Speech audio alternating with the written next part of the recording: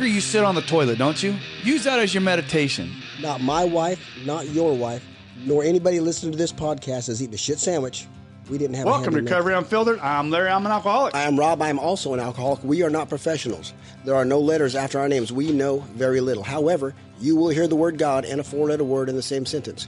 You will also be offended. So if you are easily offended, just pass us by. This podcast is not for you. Our opinions are just that. If you don't agree with what we're saying, that's okay. We're going to love you anyways. We are not in any way affiliated with AA. So sit back, grab a beverage of your choice, and get ready. Let's go.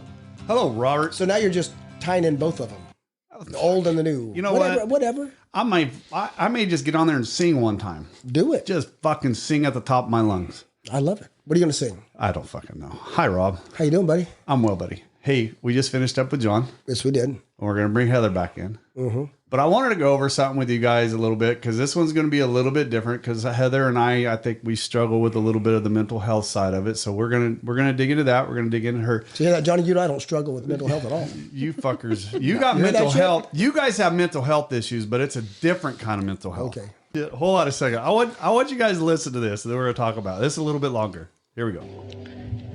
My friend Nasser, he loved his father, idealized his father. He would do anything to make him happy. But his father was the kind of person who's not easy to impress. And year after year, Nasser tried, and his father was like, yeah. Fourth year in college, Nasser got straight A's. And he thought to himself, this is it. This is what will finally make my dad proud. He picked up the phone. He called his dad. Dad, I got straight A's. Are you proud? Please tell me you're proud, Father. Yeah, listen, son, I'll have to call you back. I'm busy. I'm busy was the single sentence that broke the camel's back. And he started drinking, doing drugs, hanging out with the wrong crowd. Nasser, why? Why are you throwing your life away? If the one person in the world that I care about the most doesn't care, then why should I? And one evening I got the phone call. Nasser's in the emergency room, drug overdose. I rushed to that hospital. I saw him on that bed, and I saw that machine go beep, beep, beep. And I saw doctors try to bring him back to life. Clear! Clear! Clear! It's clear that a single word could have saved this life. Words have power. Words are power. Words could be your power. You can change a life, inspire a nation, and make this world a beautiful place. Isn't that what we all wanted? Isn't that why we are all in this hall? Your mouth can spit venom, or it can mend a broken soul. Ladies and gentlemen, let that be our goal. Yeah, go ahead. That's powerful. Powerful. I had something happen to me. Okay. And I'm going to tell you what I said. I'm going to give you the background, keeping people in anonymity, and get your opinion. Wow, I wouldn't have been brought up if you hadn't played that. Okay, I've been reached to through church, been reached out to by, pastor reach out. Hey, there's a couple, and a couple of times it's been older people who've had wayward sons, and they just come to me for advice. Is there a way I can get to my son to reach, and I'm usually waiting for the son, God to bring the son to me, because it hasn't happened. I got another couple, older couple, 80s. I said, yeah, you can give them, of course you can give them my number. So they reached out to me, go to church, believers, talking to the mother, and I'm talking to the father about prayer, and he says, I don't pray. Mm. Okay. So now I'm kind of understanding. I said, well, because, they're going to give him my number, their son my number, whether he reaches out. Usually they don't, but whatever, that's up to God. We'll pray about it. And he said, I don't pray. You've been going to church for how many years? I said, I was like, what am I going to say to this? So I said, well, this is what I said to the man. I said, well, okay, but I would sure hate if I was in your place, because I'm my father, to get to heaven, see the Lord, and ask him, why didn't you help my son? And have him look at me, Daryl, his name's not Daryl, and say, well, I was waiting for you to pray for your son, but you never did. I was waiting to hear that one prayer from you, and I was going to touch and change his heart, but you never asked me for nothing. You showed up at my door, you showed up at my house, you sat there for 40 years, and you never asked me to help your son. God probably won't say that, but wouldn't you hate to have to hear that? Oh, yeah. And I couldn't, and I met with this couple today, and finally got to meet him face to face anyway. But that's just what I'd said to him. Wow, what a shame that would be. Yeah. That you wouldn't pray for your child. But now talking to the man, now I understand why he is the way he is. He has a lot of the son? The father. Oh, the father. Gotcha. You understand the father, you'll understand the son. Right. So anyway. And I played that because of the words, and because words. But what were we raised with? Yes, Sticks and stones may break your bones, but words will never hurt you. Right? Really, and let me ask John this question. I've asked you before, John. My father was my hero. I watched him die right next to me. He had an aneurysm rupture. We were working together. I would rather my dad ever pick up a switch and go ahead and discipline me than ever look at me and say, son, you're disappointed. Son, the best part of you ran down. That hurts more than... I couldn't even imagine. More than a stick would ever hurt me. Right. Yeah. So words, that's why I'm intentional with what I say. Right. Words, and I always say that because, it comes back, and Rob, some things you say that stick with me, and you say that all the time. Words mean something, right? And words matter. Words matter, and they do. And the more, I never really paid a lot of attention to that until Rob started saying it, right? Even when you read stuff, when you look, even when you say it, one word can change how you receive something, right?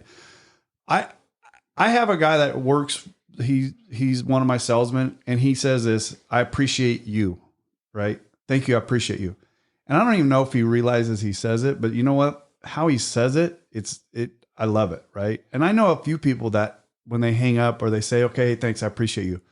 Some people don't, they say it so quickly. You're like, that sounds like it's scripted, but there's this guy, he always says you, right? And he's very meticulous on how he says you. I appreciate you.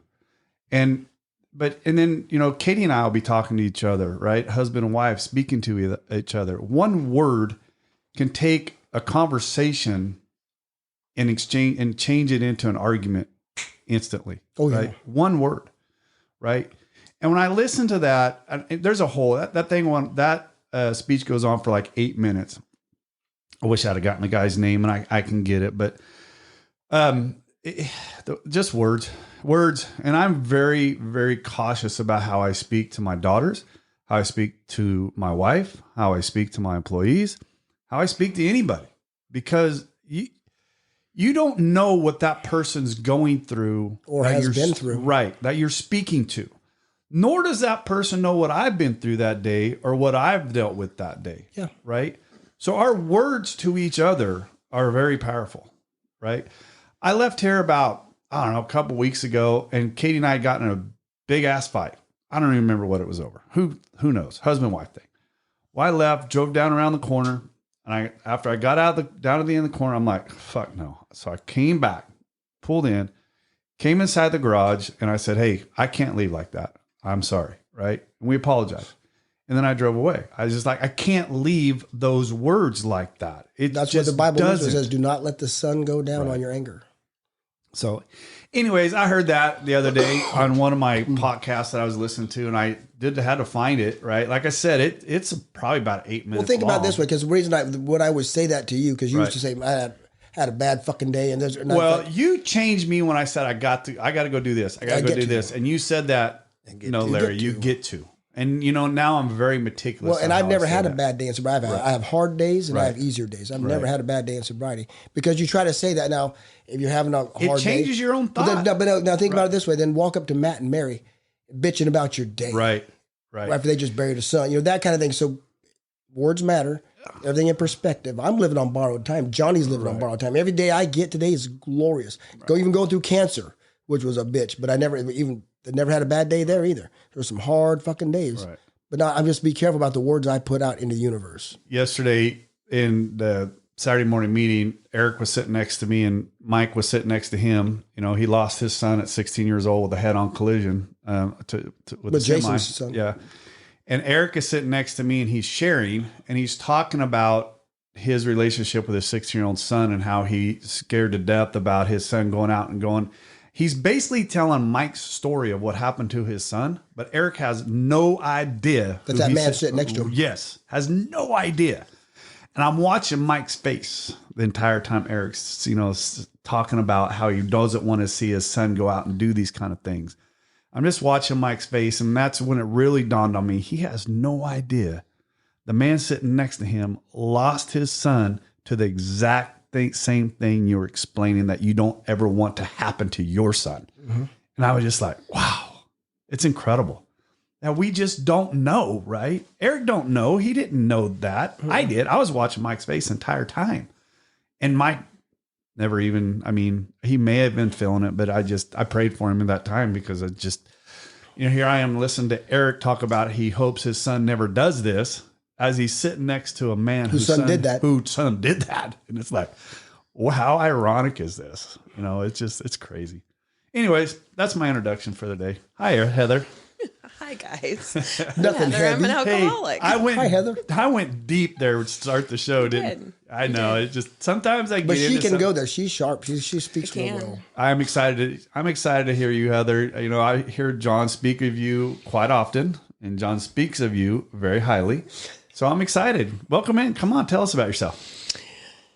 Oh goodness. Okay, so I'm Heather. I'm an alcoholic. I've got just over 16 years. Nice. Well, hold on a second. You're young. Yeah, I am. How old were you when you got? I was 23. Okay. Wow. I had a kid. That is like 2 legal years of drinking. Yes. Wow. Legally, it was.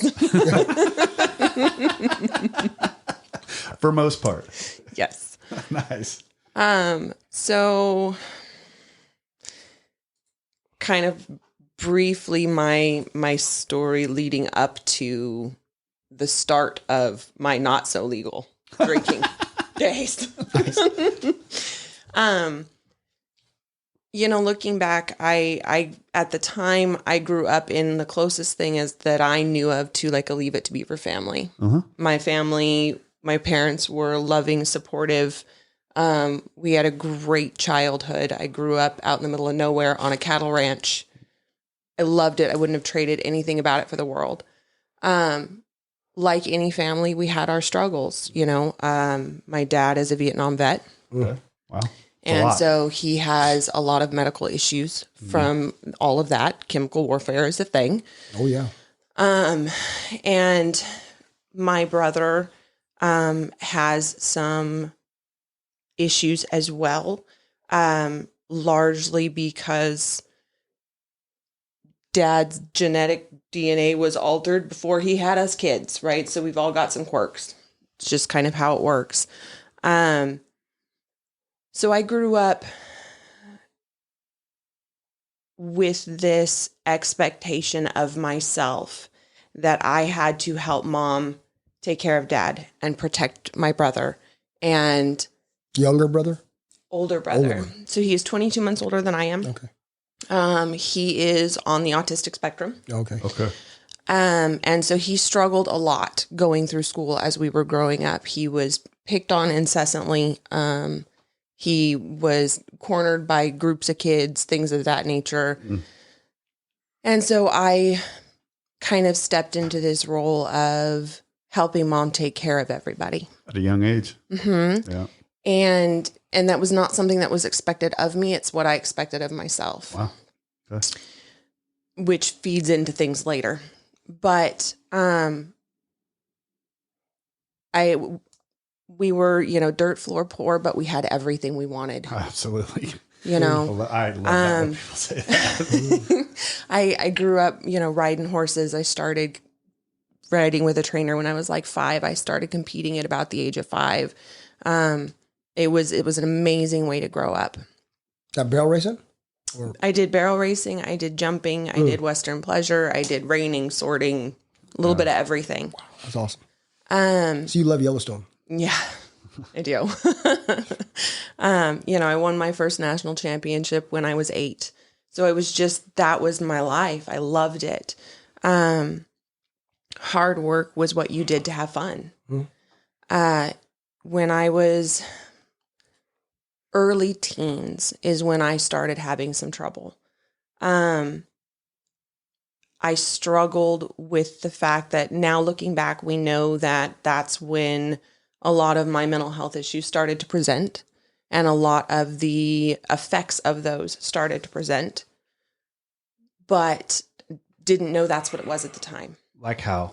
I mean, sure. So, now, would this be about the time where puberty starts, hormones are starting? Right. Correct. So that's okay. Yes. I got you. So this is, about the time when, if you are someone who suffers from a mental health disorder, there are a couple of different ages those sort of things can trigger.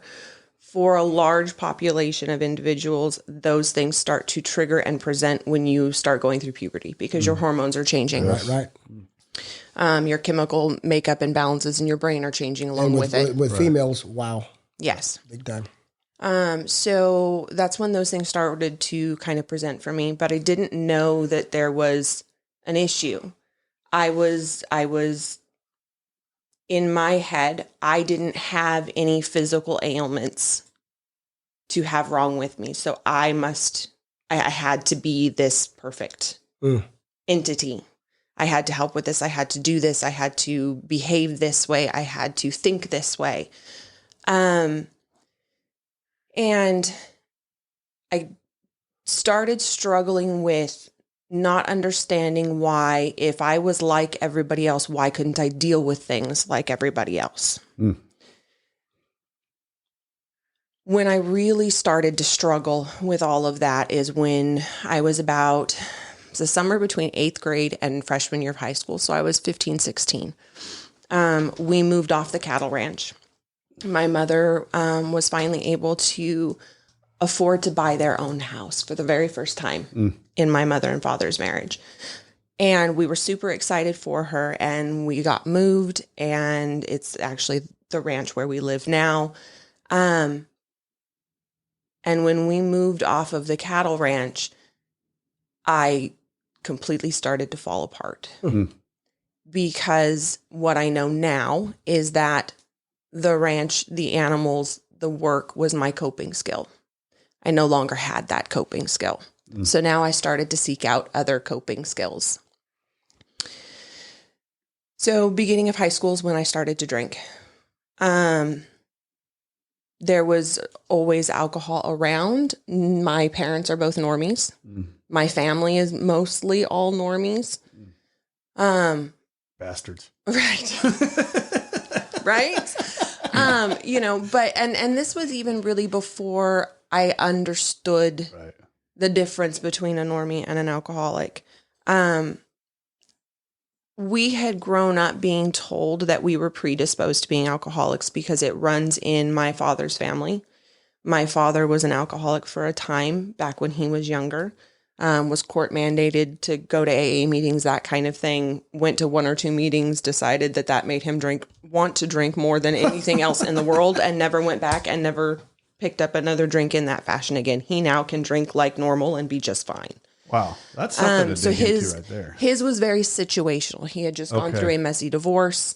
He had a son from his first marriage and was struggling with all of that. And so his was more, he was a situational drunk per se than necessarily an alcoholic. So I was gonna say, would you even call him an alcoholic? He was a No. certain, in the book they talk about a certain type of hard drinker, Right. who Right. looks like us, Yeah. but given sufficient reason, Right. can stop or Correct. moderate. Yes. Correct. Yes. Now, in my family, that was referred to as an it was referred to as he had been an alcoholic at some point. Yeah. The reason for that distinction was because most of the men in his family were alcoholics who never got help for it. So he was labeled that. Correct. Yeah. And so we knew it also kind of runs on my mother's side, a couple of generations around. So it was something we knew about, but didn't necessarily have a good understanding of what that was. So beginning high school, I started drinking because it allowed me to think like a normal person. When you were drinking. Yes. I didn't do it because it was fun. I didn't do it because I enjoyed it. That was never my reason for drinking. Did it just feel a need? It quieted the noise in my head. Okay. Thank you. Yeah, the feel. Okay, that's so it. we talk, John and I have this thing we talk about all the time, the 14 voices in our heads. Every one of them is a different personality. My 14 voices are my internal committee. They talk to me. Shitty committee. Yes. Sometimes Some of them are quite lovely. They can stick around. We have pleasant conversations. The world is good. There are others who are just downright nasty, and they can go jump off a bridge, and they never do. But the alcohol quieted the committee. Yep. And so I could function and think and react to things in what I viewed as normal. Amen. Yep. Right. That continued pretty much throughout most of high school. By the time I got to the end of my high school days, I was a full-blown alcoholic. Like, I carried a gallon of tequila in the back of my truck at all times. I was going through a handle of tequila every 1 to 2 days. Wow. That was just to maintain. Are you just functioning? Yes. So Spirit animals here, babe. right. I'm so just telling you. the other thing. How I had to. That's how I was. Right. So I had the it. other. she just got there faster than Yes, us. she Yes. did. So I'm really good at, if I'm going to do something, White I tequila, don't do though. anything by half measures. Tequila. So this is another genetic trait in our family. So the women in our family all have a really huge like for tequila. We drink it really, really well, and we do not get hangovers. Nice. So there was also never any consequences to my drinking. Well, I didn't feel that's sick. dangerous. I never got sick while Never I got was in trouble? drinking. No. There is a whole lot of stuff still on my yet list. Good. It By the should grace stay of God, there. it'll Right. stay there, Yeah. but there is a whole lot of stuff on my yet list. So going through, getting towards the end of high school, still drinking, still functioning like a normal person, getting straight A's in school, doing well, still riding my horses, still doing all of those things with no consequences. Would you go to school after drinking? What's that? Would you go to school after drinking? Would you drink before you went to school? Oh, I drink all day. Okay, so I thank you. That's what I was just Yeah. clarifying. Yeah. And that was the other weird part for me is, like, I would wake up in the morning and I never had the shakes. I never dealt with any of those pieces. Wow. There was no DTs, there was no shakes, there was no jitters, there was no nothing. Wow. It was simply just to quiet the noise. There was just the next drink. Right. It was no different than somebody who sips on a bottle of water all day. Right. Medicine. It was just what I did.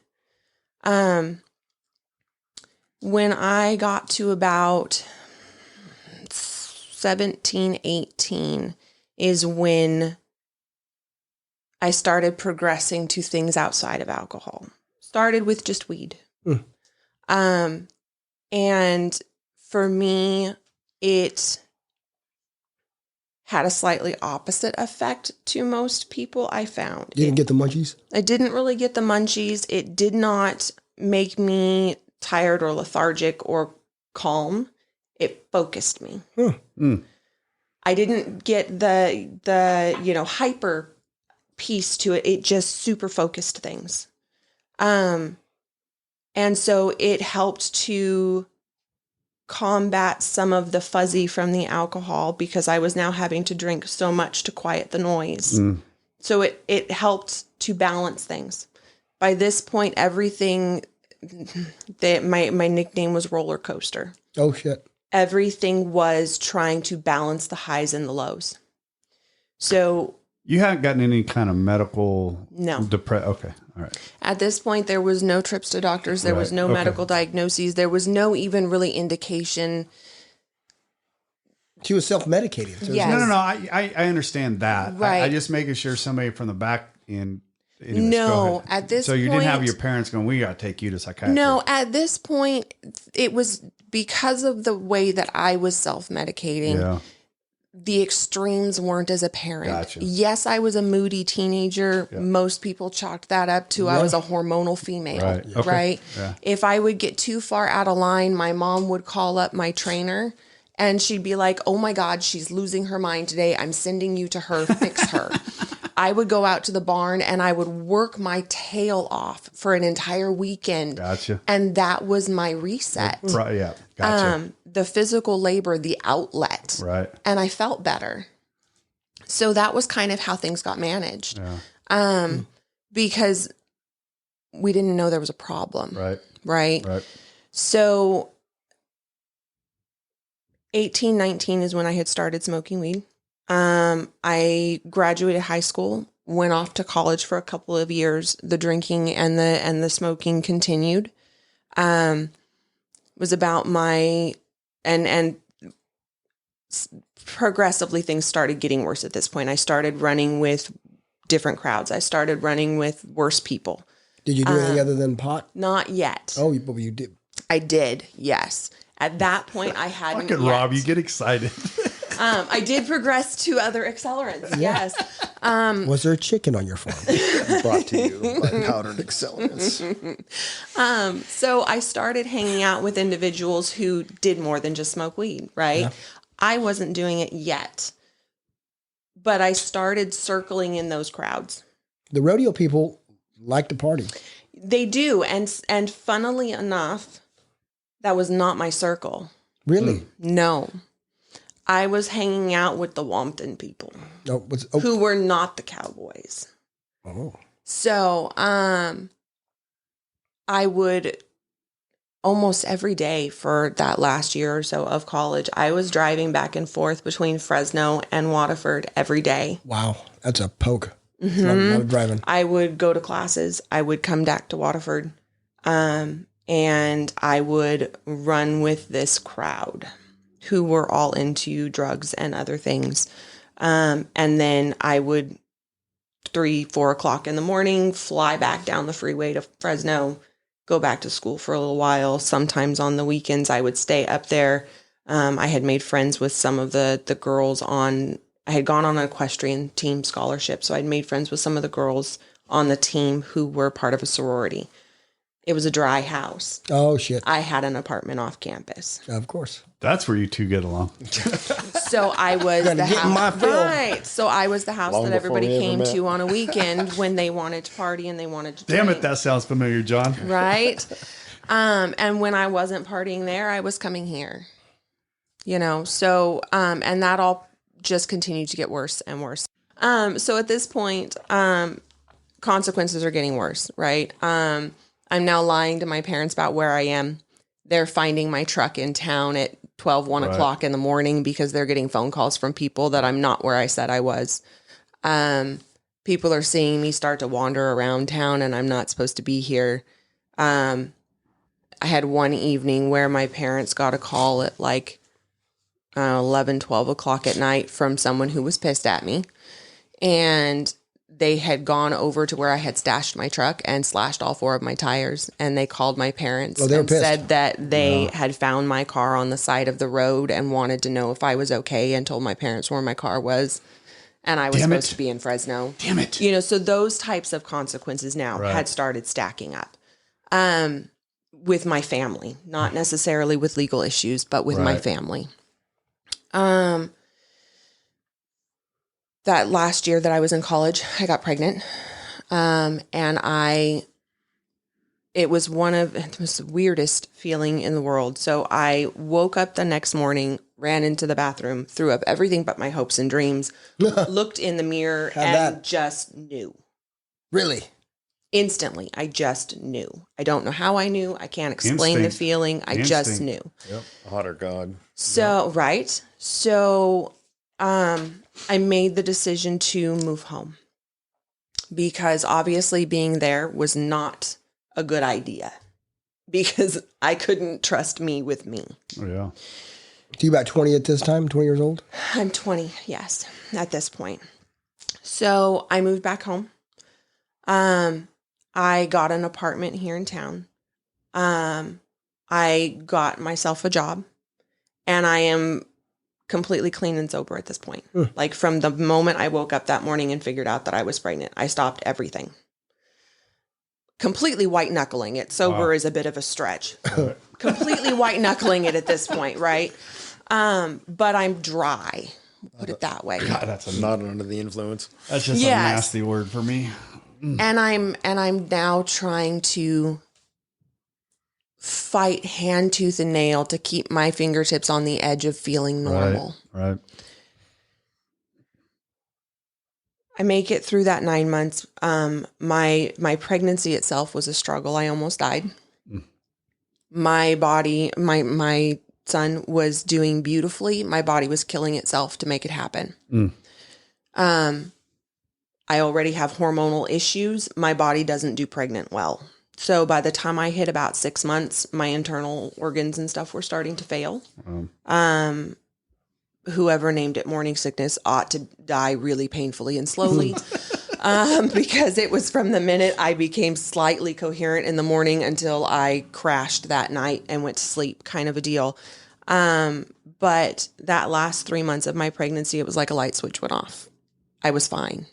Really? I gained the 60 pounds back. All my functions were doing great. Wow. It was just overnight. I was fine. So had my son. He was born 2 months before I turned 21. Okay. So I'm now single mom taking care of my son. My dad was, bless his heart, was my built-in babysitter. So I didn't have to work to pay a babysitter. My son got to stay with family. I was working and going back to school. Still, let's say, not hanging out with the best crowd, but staying dry and clean at this point.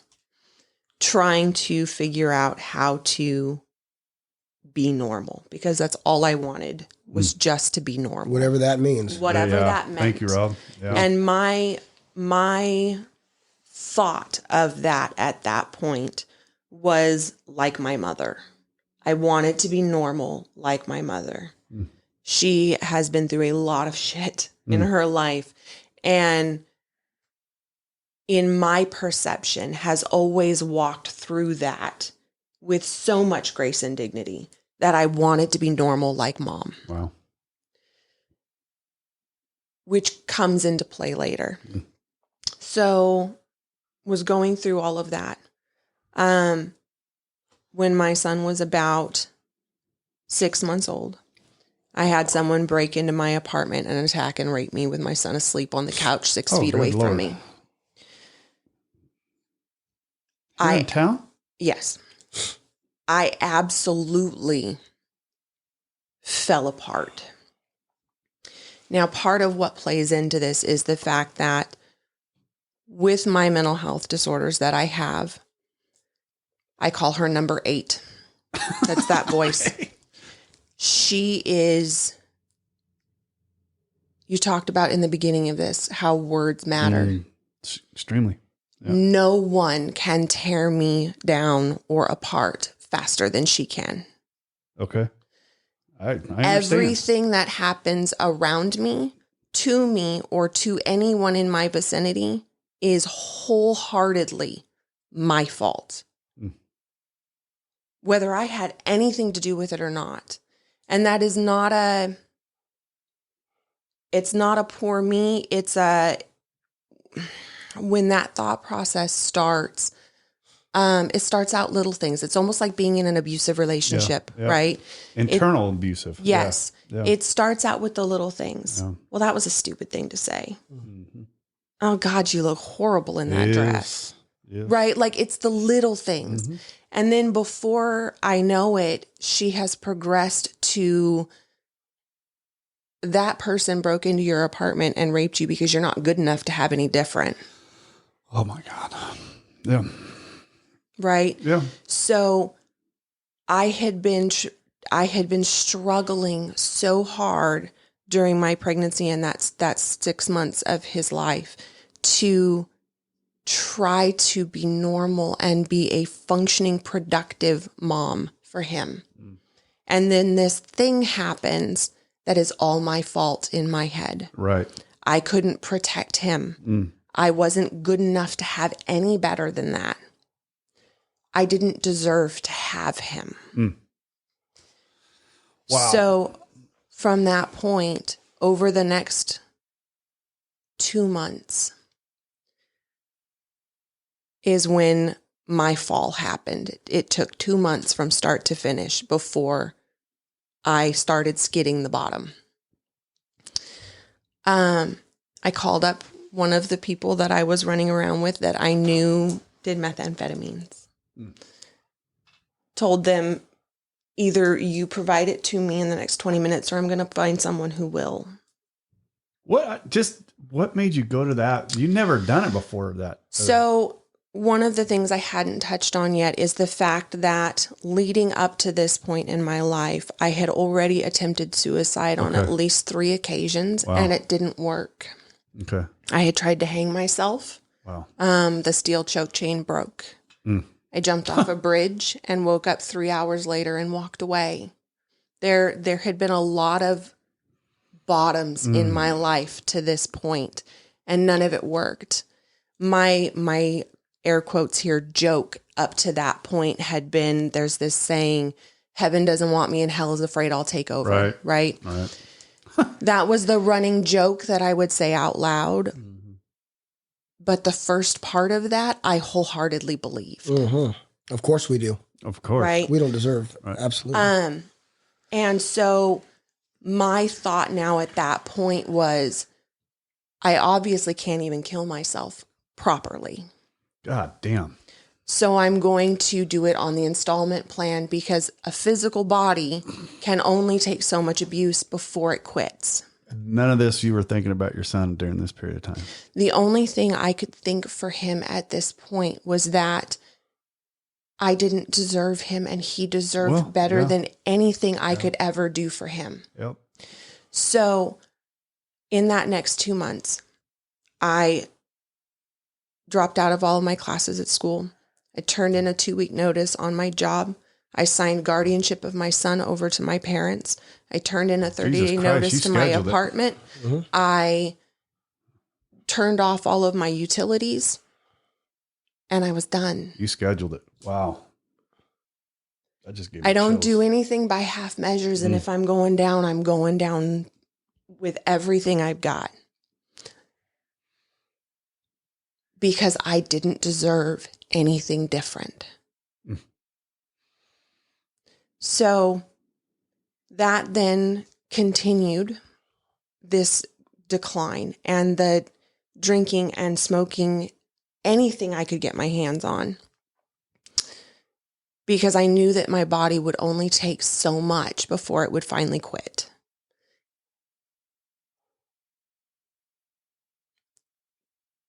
It had gotten to the point where I was still going over to my parents' house on weekends to see my son. I was going to, I went to his first birthday. I went to his second birthday. I was showing up for family functions the best that I could, all while trying to eliminate myself from the equation. Did your parents have any idea that you were on this? It had to be pretty obvious. At this point, they absolutely knew. Right. And were doing everything that they could think of to try to help me. At one point during that stint, they had taken me down to SRC and tried to put me into the inpatient program. And I absolutely freaked out, because after having been attacked, I didn't trust people. And now I was going to be locked in a building with a bunch of men I didn't know. That had to be scary. It was terrifying. Yes, I can imagine. And so my parents met me halfway, and I did an inpatient program, or an outpatient program, excuse me. I was 3 days away from completing that outpatient program, where I had stopped doing everything other than smoking weed. I will be completely honest about that, because at that point, I was never going to give that up. That was the one thing that still helped quiet the voices and help me focus. So I was 3 days away from completing, and my social worker, my welfare worker, called me and told me that if I didn't drop out of the program and show up on her doorstep that day, she was going to drop me from her program because it wasn't a welfare to work sanctioned program. I don't understand that. What does that mean? So when you're on welfare and you're receiving food stamps or cash aid or whatever, there are certain work programs or programs that are sanctioned by welfare that you're allowed to do and maintain your income if you're not working. Okay. Going through an outpatient program was not a welfare to work sanctioned program. So I had to quit or lose my welfare. Okay. So I quit my outpatient program and went back off the rails because, again, I didn't even deserve to be sober. I didn't deserve to have that.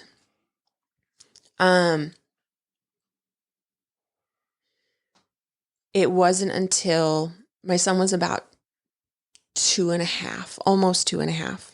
And I had showed up at my parents' house one day to visit him, and we were sitting out in the backyard, and I had him sitting in my lap. My parents were sitting in chairs next to me, and my mom is upset and crying because this side of death's door, I weighed, I think, a total of 98 pounds at that point. I am 5'10". Yeah, I was gonna say 98 you're not pounds is not pretty. You're not right? short. No. She's definitely taller than Rob and I. So, they had done everything they could to help me, and they're watching me die in front of their eyes, right? And my mom asked me, sitting there in the backyard, what was it I wanted? Because they couldn't figure out how to help me anymore. What did I want? It's And that was the first time that I had ever voiced out loud to anyone, let alone to her, that all I wanted was to die. Obviously, she was a little upset by that. Well, I can imagine. She got up and walked in the house.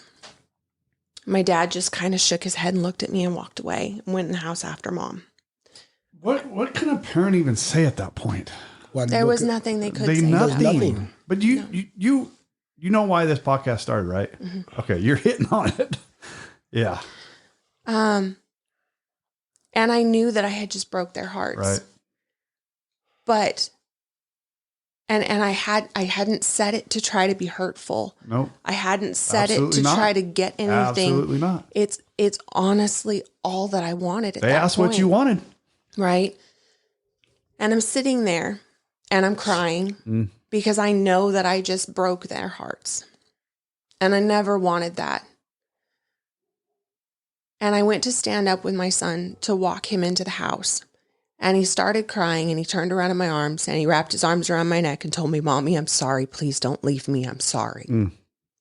As if he did something wrong. Because for some reason, at 2.5 years old, he thought my being an utter fuck up was somehow his fault. That was my first moment of, I have to do something different. I know. Because no matter what I felt about me or what I thought of me, Right. I never wanted him to think that it was his fault, any of it. Right.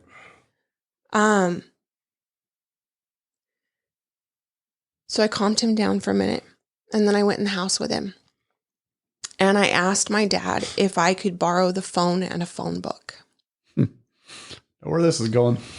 And I went back out in the backyard and I started circling numbers in the phone book that I thought might help, might do anything.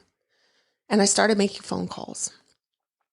And one of the phone calls I made was to the MAT team. And it is a mental health assessment team. Because at this point, I hadn't even really, I knew that the drugs and the alcohol were a problem, obviously. But for me, they were a tool. Yes. There was a problem that I needed help with. I just didn't know what it was. I knew a little bit about mental health because of some of the issues that my father had from Vietnam. Right. And I knew that something had to change. That's pretty incredible that deep into your addiction that you had the mental clarity to go there. Right. I mean, that's God. Yes. There's no other way to put that. So I made the phone call and I got, it's a 24-hour mental health line for like crises, emergencies, things of that nature. And spoke to the individual on the phone, and they asked me if I was if I was someplace I was going to be safe for the next few minutes, if they could put me on hold and make a phone call. So I did. And they got a hold of a young adult mental health center in downtown Modesto called Josie's Place. Yep. And they got on the phone with me, talked to me for a little bit, asked me if I had, because this was on a Friday, asked me if I had someplace safe to stay for the weekend and could I be on their front door at 6:00 on Sunday or on Monday morning. I told them I didn't have any place to stay because at that point I was not allowed to stay at my parents' house. Okay. I hadn't been allowed to stay there for quite a while because at that point that was Braden's home and that was where he was safe. Right. And I understood that and I supported that because I was not safe. I was not okay. And it ceased to be my home anymore at that point. So was talking to the director on the phone and he was asking me if I had any place I could stay, if I had a way to get there on Monday. I told him that I was currently calling from my parents' house, but I couldn't stay there. So he asked if he could talk to one of my parents on the phone. So I stepped in the house and I handed the phone to my dad. And he talked to them for a minute. They agreed to let me stay for the weekend, provided I didn't leave the house. I didn't do anything illegal while I was in the house. And I was still there to be, and they would drive me in on Monday morning. So I made the deal with them. I got off the phone. And I went in, I took a shower. They fed me dinner because God knows when the last time I ate had been. And I went to bed. And I think I probably slept pretty much the whole weekend away. Because at least if I was sleeping, I couldn't hear the voices. Braden would come in periodically and curl up in bed with me, and I would wake up and chat with him and talk to him and whatever else. And then he'd get down and go in the other room and I'd go back to sleep. Monday morning, my dad took me in and delivered me to their front door, to Josie's Place. And the director was there waiting for me. And they set me up with their psychiatrist and a case manager. And I started working with them. They started out, they put me up in a hotel for a couple of days on kind of like a free pass because I had no place to sleep. That was probably one of the most scary experiences. Oh, I bet. That I had had in a long time. Because you're around a bunch of strangers, unsupervised at this point. Yes, and it was like the Travelers Motel or some such thing over off of the end of Kansas. Needham. Yeah, over there. I'm watching these guys doing drug deals outside my window on the landing, and all I can think of is I'm terrified. I don't know all these strange people. They're doing drugs out here, and half of my brain is like, oh, we can go knock on that door, and we can go knock on that door, and we can go knock on that door. And the other half of my brain is like freaking out because I don't want anything to do with any of these people or anything that's going on. So I called my parents, and they showed up to bring me food and things to get me through a couple of days. So I had something to eat and to sit with me for a little while, so I wasn't by myself. They bring your son? They did. Okay. Now you also have to understand, I've got all these people who watched me walk into this hotel room and get left by myself. And so there's these guys that are pacing up and down and knocking on my door and whatever else. So my dad is like the epitome of old redneck cowboy. Okay. Drives, the big Ford 1-ton truck and wears this, huge 10-gallon cowboy hat, goes nowhere without his cowboy hat, his boots, and his belt buckle. Right. And so these guys are standing on the landing, watching him and my mother crawl out of this big truck and start walking up to my room, and they all start kind of migrating away from my door down the landing. And they came in and sat with me for a while and whatever, and then they left. And I never saw another person come near my door, right? Strange how that happens. But it was kind of funny to me at the time. Yeah. And for whatever reason that struck out to me, because later that became one of my coping skills. But at the time, I went through this hotel stay, and then they got me a bed at the respite house over on 5th Street. And I was there. It's a 7-day stay, short term. Mm-hmm. My case manager worked with them and my psych to keep me there for 33 days while I called 3 times a day, every day, waiting for my bed in SRC in the residential program. And as long as I kept making that phone call, they would let me stay another night. Right. At the time, the SRC program, they had the regular track for individuals who were just dealing with drug or alcohol abuse. And they had the COT track for people with co-occurring disorders. Mm-hmm. By this time now, having worked with the psych and my case manager for over a month, I now had received my diagnoses. I now had a name for what was wrong with me. I was still struggling at that point because I was broken. And not in the sense of I had hit rock bottom broken, in the sense of I actually was wired wrong, broken. Did that give you some relief? No. Really? No. Because even when they gave you, say, we know what's wrong with you, that didn't give you any relief. No, because at that point I still didn't think there was anything that could fix me. Okay. You were still beating yourself up. Yes. Number 8. Right. I didn't stop beating myself up and start to forgive myself until I was about 5 years sober. Oh, wow. Going back to that again. Mm-hmm. Wow. So at that point, they didn't have a cot bed opening up in SRC because the COT program lasted longer than 28 days. Mm-hmm. So they didn't have a bed opening up in that part of the program for a couple of months. But SRC agreed to let me come into the regular track if I continued to see my psych and my case manager several times, like 2-3 times a week. They would come pick me up, or they would come and meet me there and meet with me. I had to stay on my medication, all of those things. So I had all of these regimented deals basically that I had to make to be able to get in. And I didn't know what any of that was going to be able to do for me. I just knew it had to do something. So I went through this 28-day program. I continued to work with my psych and my doctor and my case manager. I completed SRC. About a week before I completed, I think that the entire time I was there, I saw my SRC case manager like once. Why do you think that is?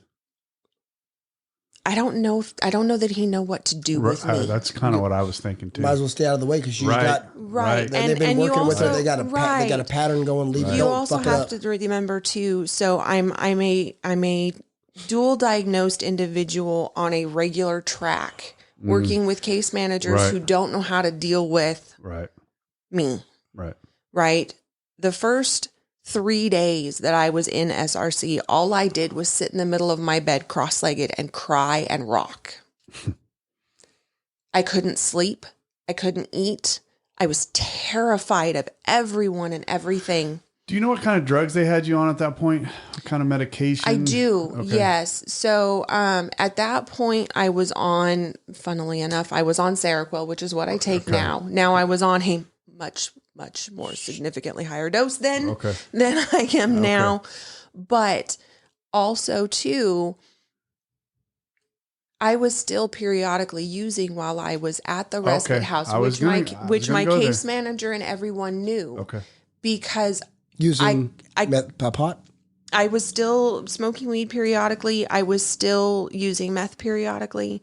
I hadn't really been drinking at that point, but I was still using chemical friends because. And what is Seroquel? So Seroquel is a psychiatric medication. Right. It's used for a couple of different things, but one of the largest is it's a mood stabilizer. So one of my diagnoses is that I am bipolar, which looking back now, knowing what I do about it and about my self-medication tactics is why I was a roller coaster. Because with bipolar disorder, you have depressive swings. And Isn't that the kind of bipolar? You just boom, boom. Yes, you have depressive swings and you have manic swings. So whenever I would start a manic swing, I would do what I needed to come back down to level. Whenever I would start a depressive swing, I would do whatever I needed to do to come back up to level. Everything was about finding normal. If I was too high or too low, I had to do something to come back to normal.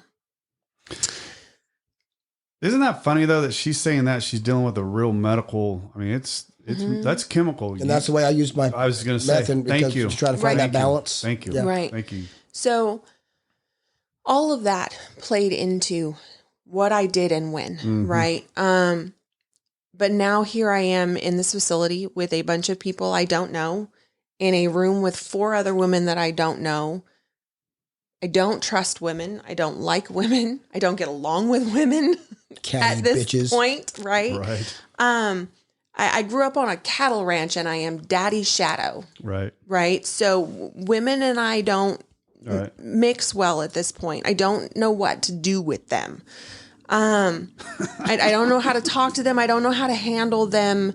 The catty and the two-faced and at least when you're dealing with a bunch of guys, they'll tell you exactly what they're thinking and exactly what they feel. And we're not too hard to fucking figure out either. No. Right. And so I'm trying to deal with those dynamics. I'm absolutely terrified. I'm going stir crazy because I'm locked inside, and the only sliver of peace I can find at this point is when I'm outside. Now I can walk out the door anytime I want to. They're not locked from the inside, but I can't go back in. Yeah. Then there's a smoking area out in the back, but everybody's out there smoking, which means I have to go out there with all of those people that I don't know while I'm crawling out of my skin. Right. Social anxiety. I don't even like me. Oh, yeah. I haven't in years. And I'm going to go try to be normal or pretend like I'm okay because I still think that's what I have to do around people out there with all these strangers that I don't know. Without the alcohol, without them crutches, anything to help me feel normal. Right. And so somebody else's case manager, one of my roommates, apparently after the 3 days of my sitting in my room crying, decided that maybe somebody should come talk to me. So she went and talked to her case manager, who came in to talk to me. And I don't even think I could string an intelligible sentence together at this point. I was just out of my mind. But she managed to get out of me that I just wanted to go outside and I couldn't go out with people. So she happened to be running the parent group night that afternoon, the meeting that was happening across the parking lot. She made a deal with me that she would allow me to come outside with her if I would stay in the little grassy square right outside the reception window and she was going to be in the room across the parking lot to get set up and ready for the parents' meeting.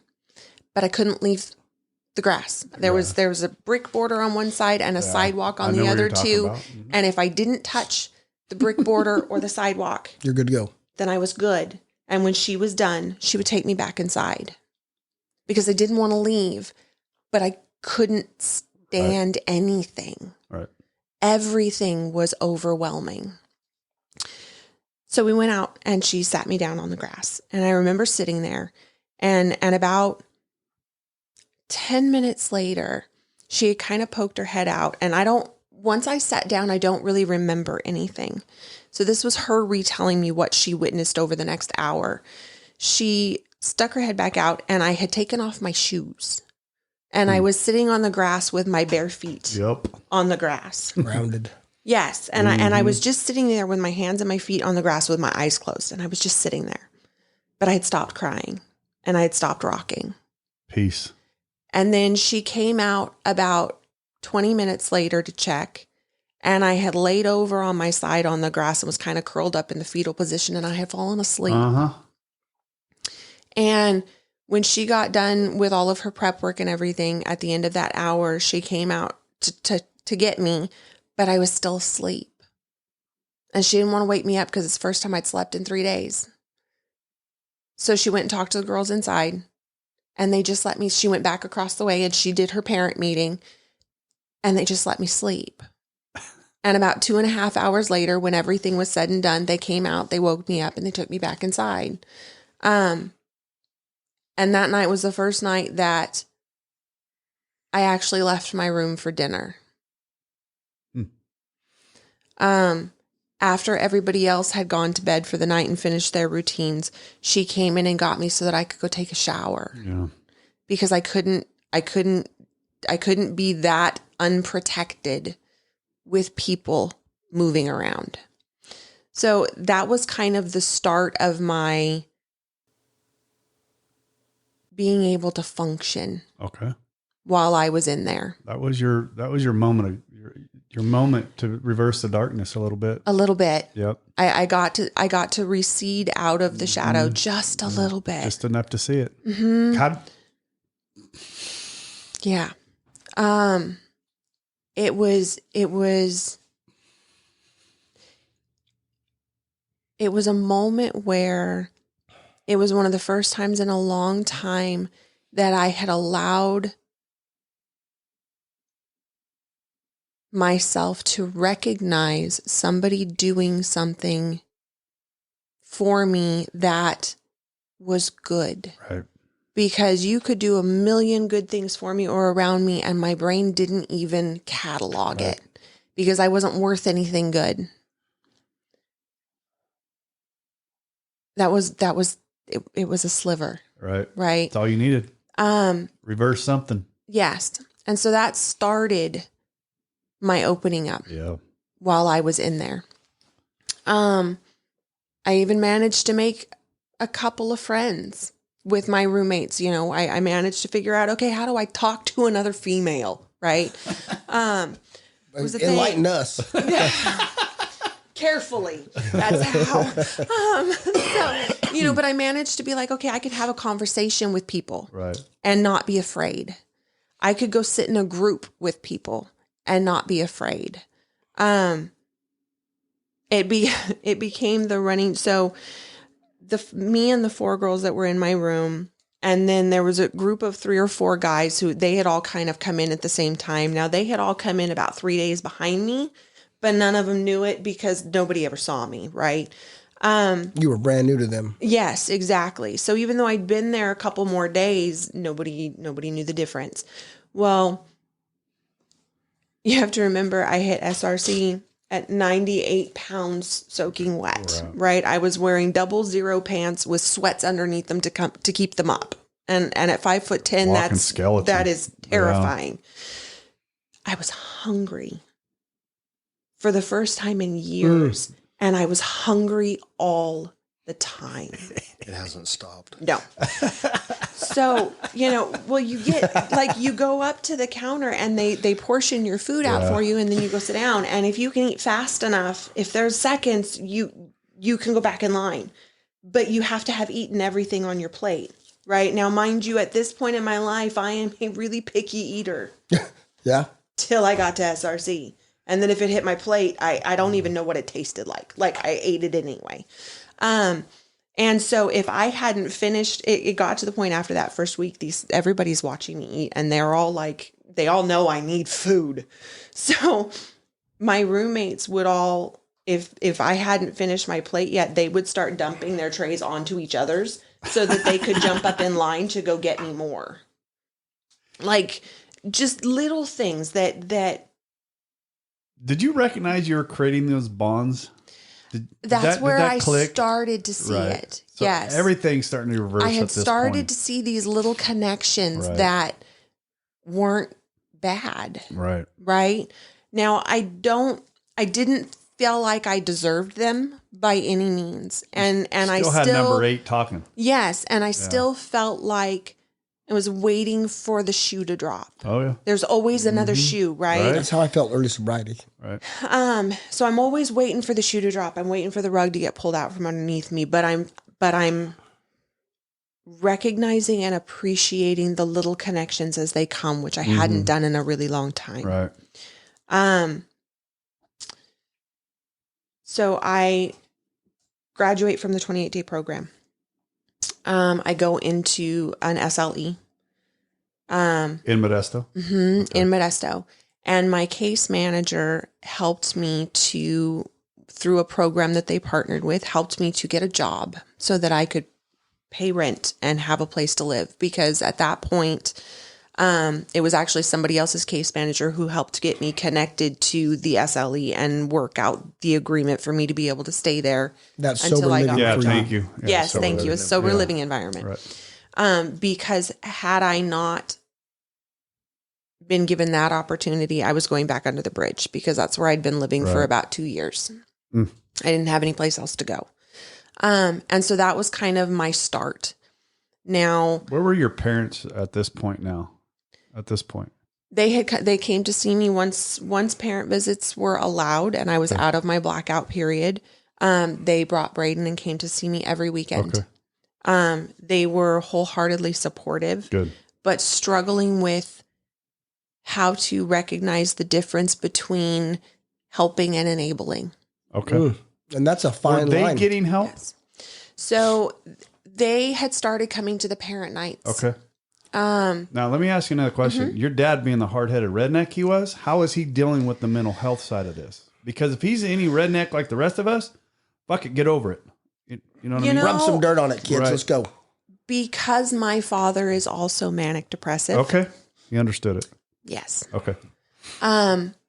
So he had a much easier time understanding Than mom? than mom did. Oh, wow. Now, Okay. mom desperately wanted to understand. She desperately Mom sounds wanted like a to do badass. anything she could to help me. But she, to that point in her life, had never struggled with any type of depression or mental health issues. She didn't with your dad? She didn't deal with it with your dad? Mom was tough. She Well, obviously. understood it from a theological perspective. Okay. From being explained to her. She never experienced it herself. Okay. It wasn't until years later, after her second cancer surgery, she went through a bout of depression after she had surgery. Okay. There's a whole much more there going on when you just that cancer we didn't even talk about that. That cancer is something, baby. That's when she started to really be able to understand from a different perspective. More empathize now. Right. Because throughout the course of my sobriety, she and I will sit down and we get into these like theological discussions, and she will ask me questions, you know, what does this feel like? What is this thought process for you? What does this voice tell you? She wants to understand. You can only understand so much from it being told to you. Okay, if you haven't experienced it, it's like one alcoholic working with another. Absolutely. You know. Correct. Absolutely. And so through all of this, my parents have been amazing. The support and the understanding and the curiosity and the drive to help me with anything they can has been immeasurable.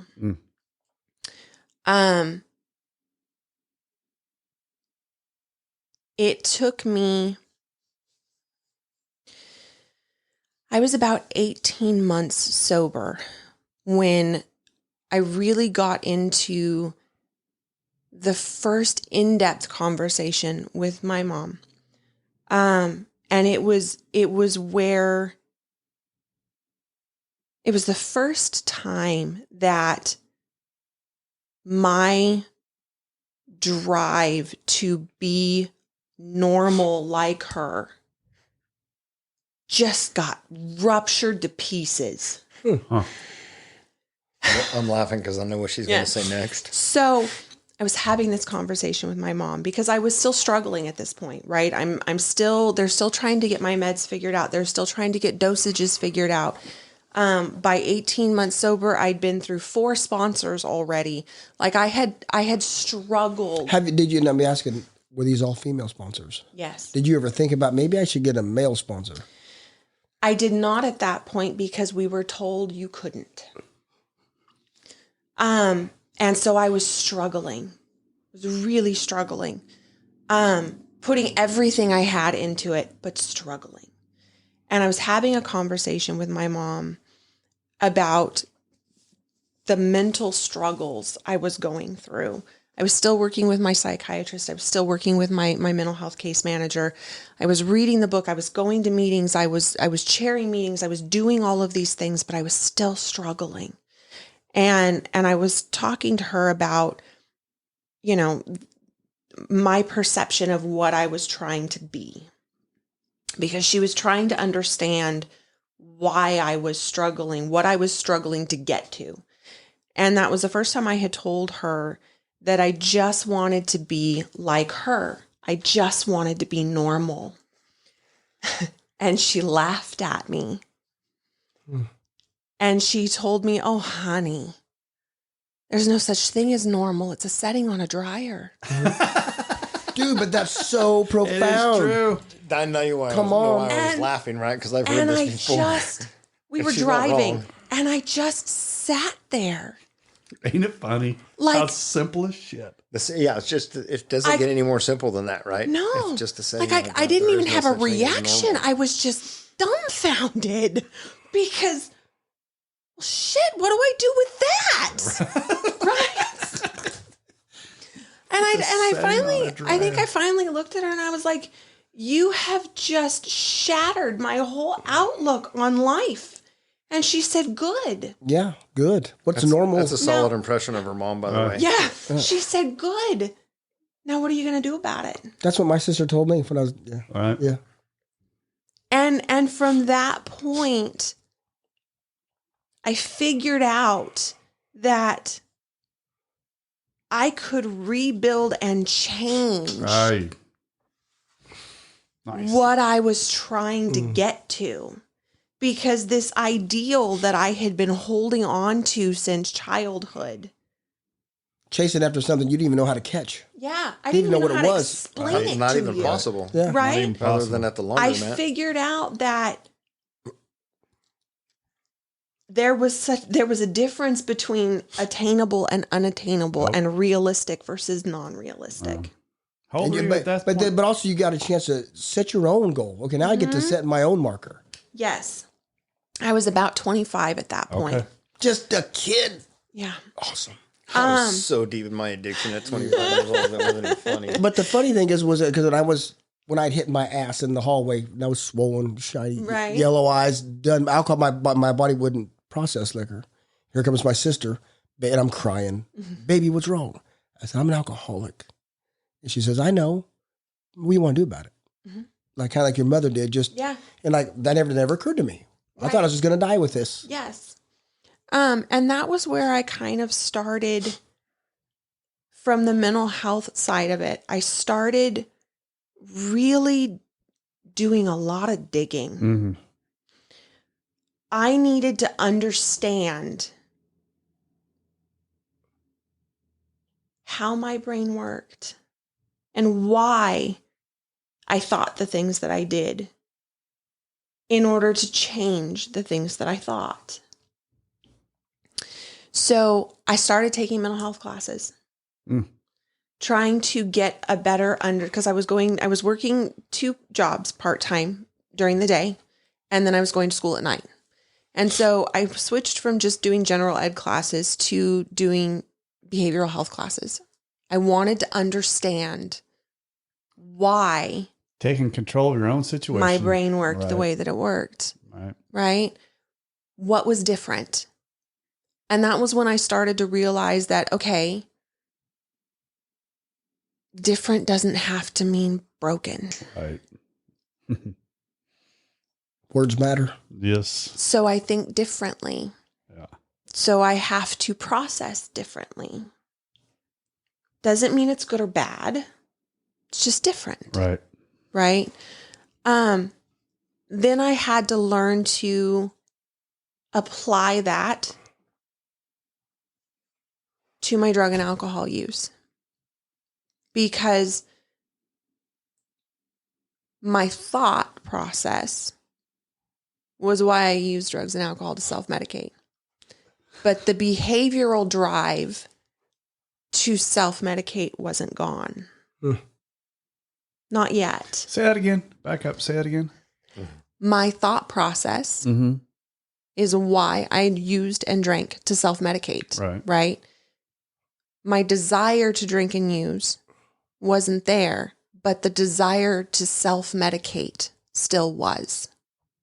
Okay. So the obsession was gone. Right. But you were still trying to figure out how to fix it. Yes. Okay. I was still trying to find appropriate coping mechanisms. But keep it in mind, in her mind, okay, drugs and alcohol are out of the picture to cope with. Now I got to find different tools. Right. Those aren't getting me to a normal that I thought was normal. There is no. But that's what I'm saying. Yeah. That shit I was using to try and get normal, but it destroyed my body. Right. So I got to do. I can't use these. So what am I going to use now? Right. So now she's searching. Use? Right. Now she's searching. Right. Correct. So in order to figure this out, I had to understand me, because there are textbook coping skills, right? There are textbook coping mechanisms that you can read in just about any book on any diagnosis you get your hands on. But every person is different. So what coping skill might work for you may not work for me, or what works for me may not work for you, right? Kind of like the program. Right. Yes. And it's got to be kind of malleable. Different. It's got to be kind of malleable too, because we're ever changing. You got to be able. It's got to. Absolutely. So, and it also, okay. So one of my coping skills is my animals. When No chickens though, right? we do have chickens. Keep them away from They're John. my dad's mostly though. So, you know, I get that. but so one of the things that I figured out, but that was also one of your coping skills as a child. That's where I was just going with that. Yes. So one of the things that I figured out is going back through with my psych, going back through my chain of events throughout my life. Where was the last place, or what was the last thing I was doing where I felt safe, where I felt at peace, where I had any sense of serenity or belonging? The one place that always gave that to me Was the first farm. was my animals. That is one of my coping skills. You notice they're not human. No, they're not. They don't judge. They don't hurt on purpose or just because. I won't say they don't hurt on purpose, because if you hurt them, they'll hurt you back. Oh, yeah. If, things of that nature. But for the most part, And they you're are also not malicious. a nurturer. Yes. You want to be taking care of someone it gives you purpose to take care of. Right. And if you take care of them, they take care of you. Absolutely. Right. So, that became one of my coping skills, right? I started collecting critters. But I can't take my critters with me everywhere. I can't go walk through the grocery store with my horse. That kind of draws the wrong kind of attention. Damn it. Right? So okay, now I need more than one coping skill. So It's like I our had tools, spiritual yes. tool, our toolbox. That's exactly what it is. I had to start coming up with multiple things that help. Now, in amongst that journey, at about 2 years sober, is when I got connected to my next/last sponsor. She was amazing. She was the only one of my sponsors who really wanted to understand and be able to meet me and support me where I was at any given point. Because she knew that I was going through this mental health journey as well, but had never worked with an individual who was dual diagnosed. So you said that's twice, dual diagnosed. Yes. Bipolar, and what was the other one?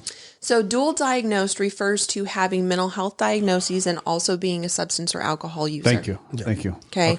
That doesn't mean you're a meth head and a drunk. Right. Right. That's not dual diagnosis. Correct. Because there's two different drugs. Correct. So I have multiple. Some people thought that, though. Absolutely.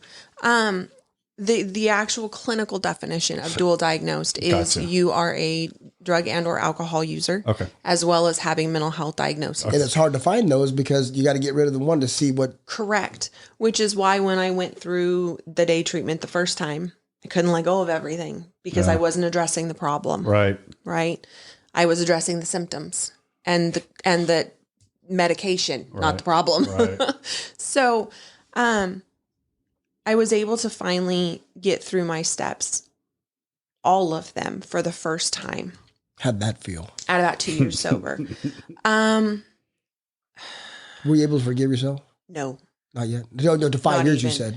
I was very easily able to forgive other people. Which is a start. Making my amends was not horrible to other people.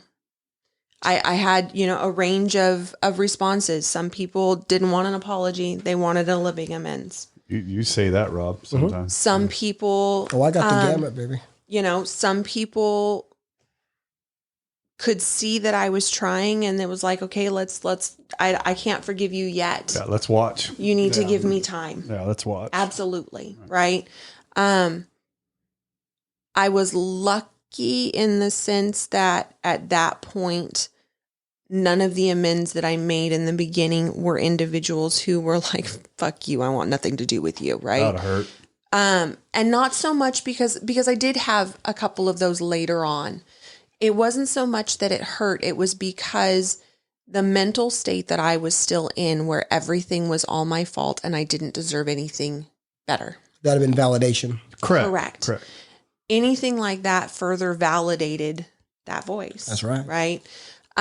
So fucking number 8. yes. That'd be the shoe dropping person. Right. I, God gave me what I could handle in the moment. Mm-hmm. Kind of like when John talked about his 3 years, God was giving him. Yep. We were being able to eat as much as we could take until then finally. All right. Yeah, absolutely. God's grace is amazing. And so I was finally able to get through my steps the first time. I was still not able to forgive myself. There was still a lot of growing taking place during all of that. There was still a lot of things about my diagnoses that I didn't understand. And there was a lot of emotional damage that I had done to myself that I still felt like I deserved. So there was a lot of internal struggles that went on during that time, trying to work the program, trying to work my mental health program, trying to follow the rules and the steps, trying to understand what was going on with me, all while fighting this voice that I deserved all of those horrible things. And that I didn't deserve the good things that were starting to come. The blessings. Right. There were several different medication changes that took place in that first several years. And that in itself is a challenge. It was. Right. It reminds me of watching been- my sister, a guy diagnosed with epilepsy at 17. We didn't know what was going on with her. Right. Then having her, because we didn't understand that. My dad, I don't know if he Yeah. ever did understand it, or it was tough. Yeah, it's not easy. And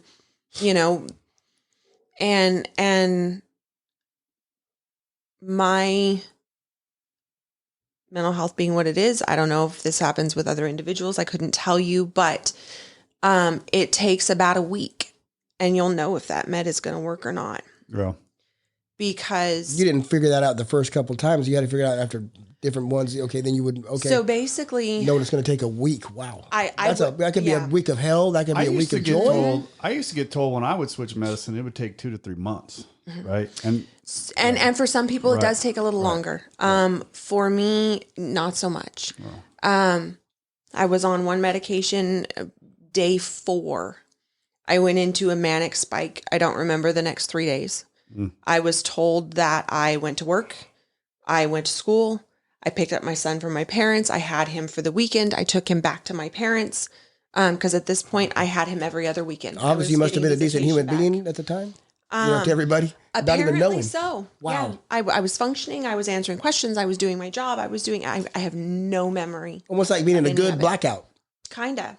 In fact, that was There is a good blackout. We're not doing any damage. I mean, come on. that was one of the only ones I ever had as far as blackouts. I never had blackouts when I was drinking or using. Only in a severe manic episode, and it was terrifying to know that I was driving around town with my son in my car, and I have no idea what I did or where I went. That's crazy. Things like that. One of them, they obviously took me off of that medication. They put me on a different one. And within 5 days, I was found locked in the bathroom in the dark, playing with pocket knives with the floor covered in blood. Wow. Because I had swung that far, that fast. You got to come off the one and into a depressive find out what this cycle. one does. Wow. So, I luckily didn't have to try very many, That had to take, but it was very fast. That had to take your mom and dad and throw them backwards to see that. to go through that. Or were they prepared for that? How can you prepare for that? Well, I think- I know what you mean, because they've been through a lot already. Right. At this point, some of the more severe pieces they weren't seeing because I didn't live Gotcha. at home. Oh, yeah. Okay. Right. So they know about it. I've talked to them about it. I've been honest with them about all of it, even at the times that it was happening. I can't imagine what it felt like for them. Oh, yeah. Well, I can imagine. I have kids, You have a child, right? yeah. You have more than one? So I birthed, I have one. Okay. Between Between us, we have 5. So,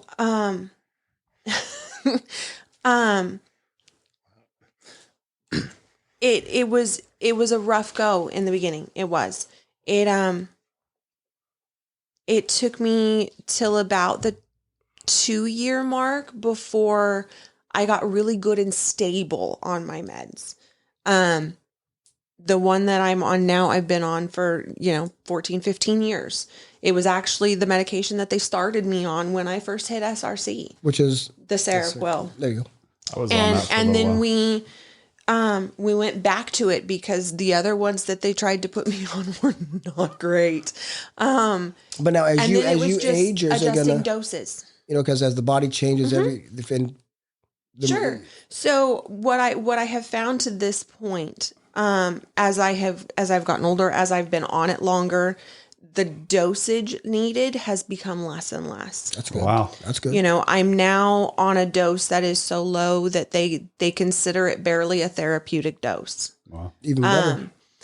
The only downside to it is because I am on such a small dose, the half-life on it is really small. Really, yeah, sure. So if I screw up and I forget to take my meds that night, by the afternoon look out. of the next day, things are starting to get funky. Like you can tell I'm off. I'm the very first symptom that I notice is I itch. Oh, wow. Oh, okay. Physical. Like- There's physical. a physical. Bone deep will like rake holes in my skin because I can't make it stop. That athlete's foot type of itch. You want to get in there. Yeah. Really do. And You don't have to double up to catch up, though, do you? No. Oh, no, that's bad, right? well, Yes and no. Okay. So because my dose is so low, I have it worked out with my psychiatrist that if I know I'm off and I call it a reset, Okay. right? Okay. My emotional well-being is not okay. 8 is being a tyrant. I'm just fucking struggling. Right. I need a reset. Instead of taking a half of a pill, I take a whole one that night. Okay. And it kind of gives my chemical lineup a jump start. Okay. Right. But again, the dose that I take is now so small that makes a huge difference. If I was on a much higher dose, that would not be an option for me. Okay. And some of that, I have multiple mental health diagnoses, so they sometimes don't play well together. All right. You know, I have good days and I have bad days, and let me clarify that term, because it's not a bad day. I am in a bad emotional space. So for me, when I say I'm having a bad day, it's because the emotional headspace that I am in is bad for me. Can I ask a question? Absolutely. When not menopause, sorry, my wife's going to that. When your menstrual cycle comes, does that affect? Absolutely. And how so? It absolutely did. So when because your menstrual cycle is hormone driven, right? Come on.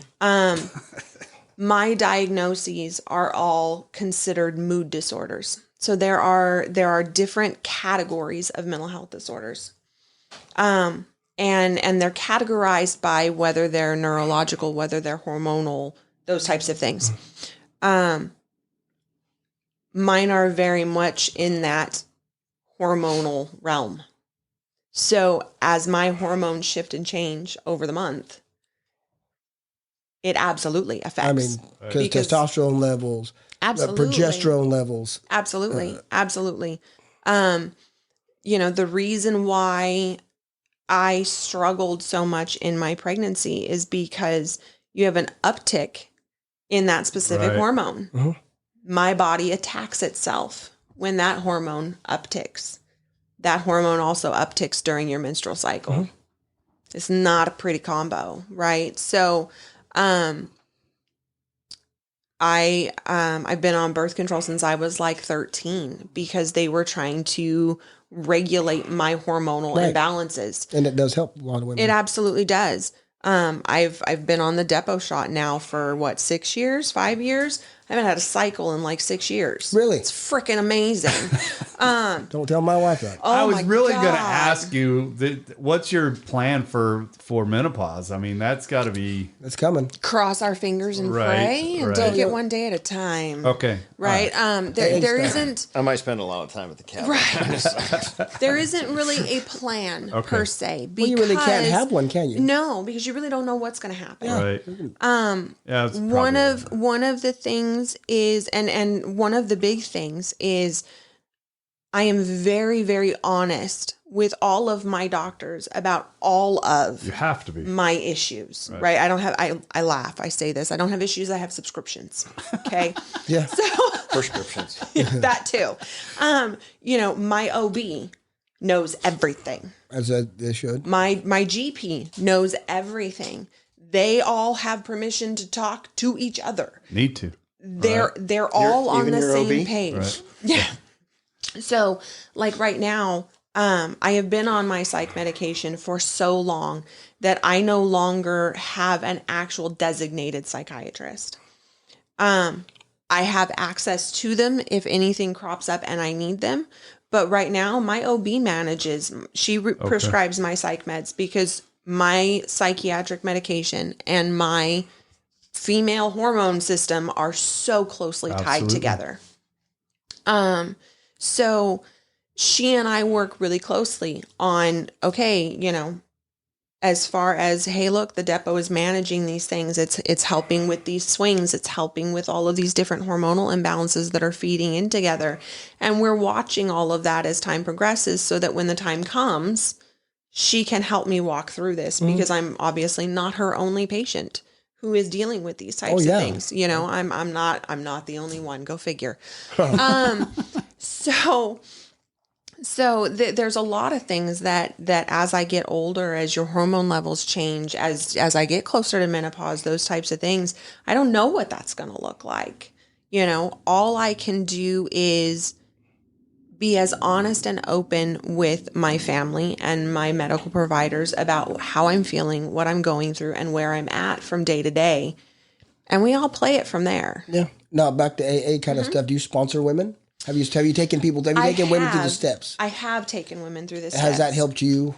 How has that helped? Because the couple of girls that I was able to take through were also individuals who were dual diagnosed. Did you find them, or because God tends to bring people that we need, or that have similar styles. Absolutely. So that is very much what I found. They weren't individuals I went looking for. It wasn't anything like that. I didn't even really have my name out there. It was individuals who either became connected to the AA family that we had at the time. By AA family, what I mean by that is we referred to,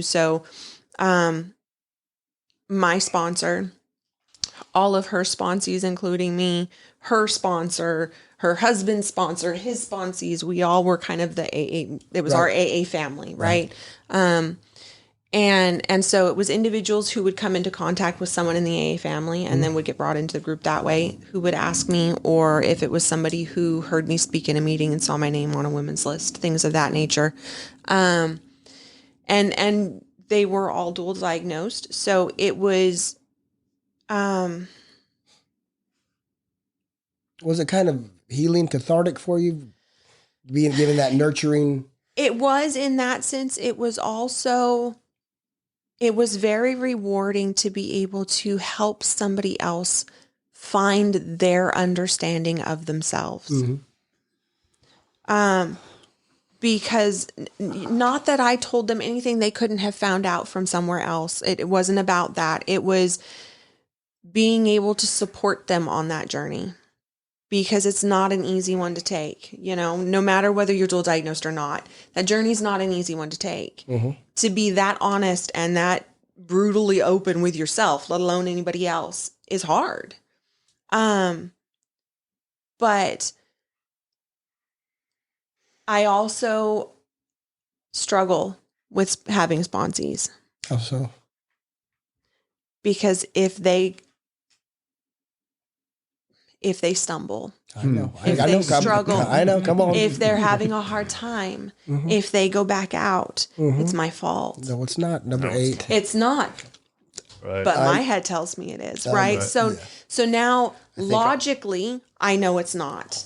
Number 8 tells me it is. Now I have to walk through that process and unpack all that baggage again, right? So that's a struggle I deal with. It's 1,000% why I don't like doing it. I'm going to tell you that right now. It's how I protect myself. I mean, the one we just went through, the one I just was helping, that one I prepared myself up front that he's going to fail, right? And if he doesn't, great, but he's probably going to fail, right? So that, to me, when you go into that kind of sponsorship, you're not giving that person on the other. I'm not giving 100% of me. Because if I have to start that way, I'm not going to do it right. So that I don't way, know. You gave that dude 100%. And that, I did. You gave that guy I did, 150%. Rob and John, but that I to the point I want to whoop his ass.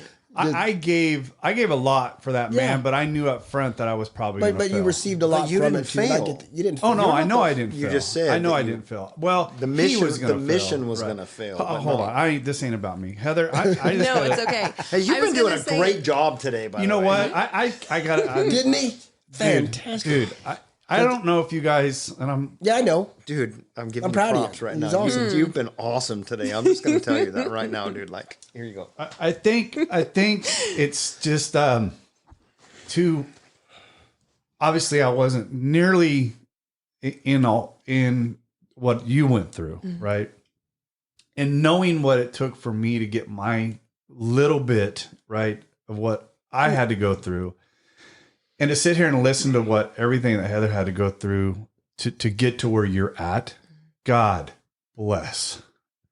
You are Perfect words. powerful. God bless. You are a powerful voice. Thank you.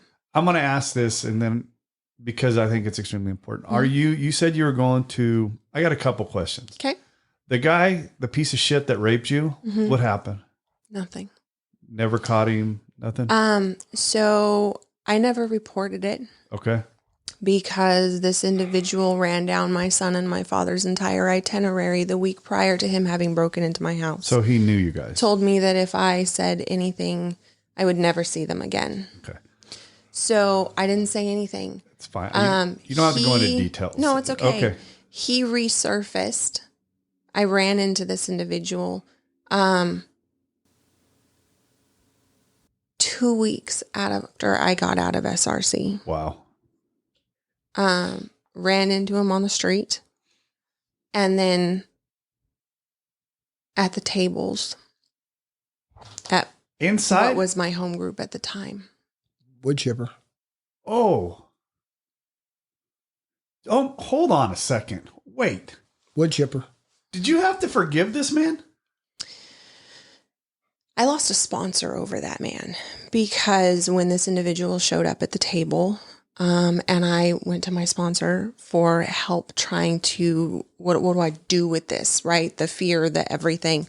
I was told that I was lying and making it up and got fired, basically. By your sponsor. By my sponsor. Fuck that. And then a week and a half later, this individual was caught masturbating at the table. Imagine that. While my sponsor was my ex-sponsor now was chairing the meeting and was kicked out of the room. And I think I saw him once after that at like a grocery store, and I've been blessed to not see them since. Another question. How's your son? Amazing. He Young man now. Yes, he will be 19 here in a week. Short order. He is absolutely, unequivocally my gift from God. That boy has saved my life. I can't tell you how many times. And I tell him that regularly. At 2.5, he saved your life. He and I have a very amazing relationship. He tells me everything. I can tell him anything. He can ask me anything and I will tell him. It's been like that his whole life. Right. Age appropriately as he was growing up, right? He's one of my best friends. But I am always mom first. Right. Amen. You know, and so he and I have been blessed with being able to now in sobriety have this amazingly beautifully built relationship, rebuilt relationship with him. Right. I got a question. My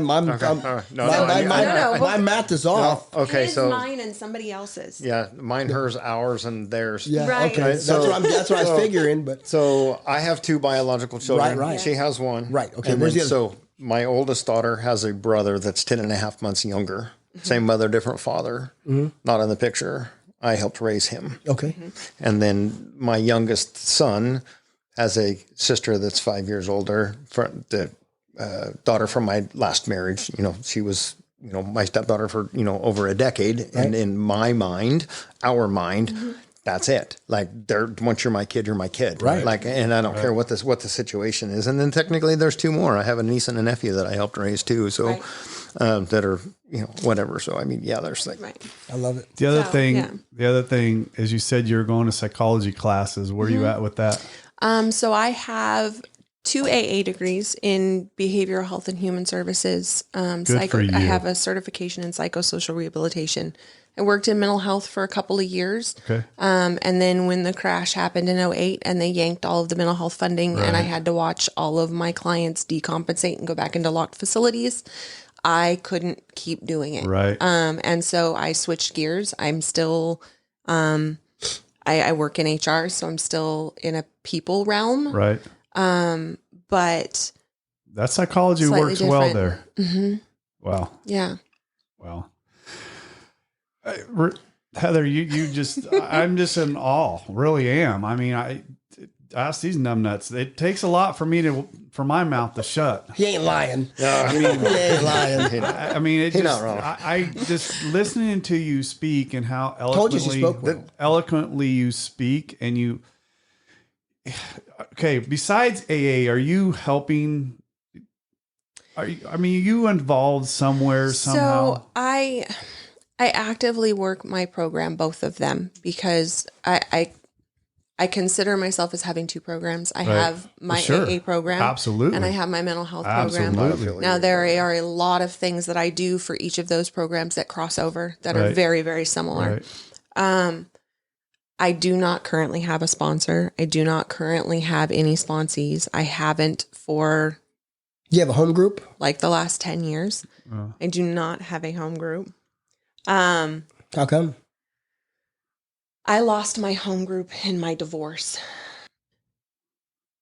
Was going to the Oakdale Fellowship for one of the Oakdale groups. It was a women's meeting. I was going there for a little while.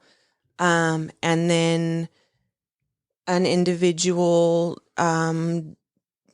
broke my anonymity in that group and started cross-talking about my ex and all of the wonderful things that he was choosing to say about me at that point in his life. This fucking... And so I left that meeting and never went back. During COVID, we were doing a meeting in his backyard, actually in Oakdale, in John's backyard for a while. I heard about that. I was going through cancer at the time, so I couldn't go. And loved that meeting. And then... Start your own. Winter came and we... Mike. Yeah. Oh, yeah? Yeah. And then winter came and, we had to stop doing it. The fellowships all started opening back up. Everybody started going back to their home groups, that kind of thing. I go to meetings periodically, but it is a struggle for me.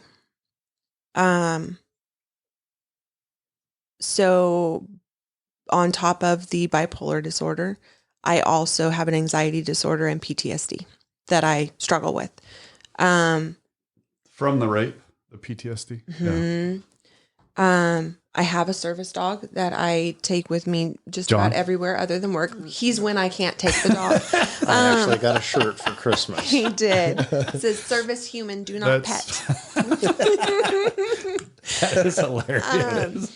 So I have my service dog. He's a 140-pound German Shepherd. I met him. Yeah. Yes. And so, and not only do I have him for when I'm in public, but one of the biggest triggers for my PTSD is being home alone in dark rooms. Oh, wow. Yeah. And so one of the very first things that I taught him how to do is do room searches when I get home. Okay. Things of that nature. So he has very specific tasks that he helps me with. He also will notify me when I am starting destructive physical behaviors that I don't recognize. Did you train him? Mm-hmm. Did you really? I did, yes. He's the second service dog I've had. My first one was you a ever Great Dane. trained for anybody else? I have not. Okay. How old is your dog? This one? He's 8 now.